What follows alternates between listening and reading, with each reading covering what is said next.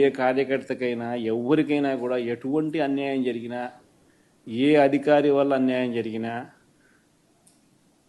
వాళ్ళ పేరు, ఏ రకంగా అన్యాయం చేసినాడు, ఎవరి ప్రోద్బలంతో అన్యాయం చేసినాడు, ప్లస్ నెక్స్ట్ బటన్ మీ దగ్గర ఏమైనా సాక్ష్యాలు ఏమైనా ఉంటే ఏమైనా అప్లోడ్ చేయాలనుకుంటే చేయండి. వీడియోలు కానీ నీకు ఇంకా వేరే సాక్ష్యాలు కానీ ఏమైనా ఉంటే మీ దగ్గర ఉంటే మీరు చేయండి. సో అవి కూడా ఒక అవకాశం. అవన్నీ ఆటోమేటిక్లీ మన సర్వర్లలో మన డిజిటల్ లైబ్రరీలోకి వెళ్ళిపోతుంది. మనం వచ్చిన తర్వాత అవి ఓపెన్ చేసి ఎవడెవడైతే మన కార్యకర్తలను అన్యాయం చేసినాడో వాళ్ళందరినీ కూడా చట్టం ముందర ఏ రకంగా నిలబెట్టాలనో ఆ రకంగా నిలబెట్టించి అందరినీ కూడా సినిమా చూపించే కార్యక్రమం మాత్రం జరుగుతుంది. వాళ్ళు చేసినవన్నీ కూడా వడ్డీతో సహా ఏదైతే నువ్వు ఎత్తుతున్నావో అదే పండుతుంది.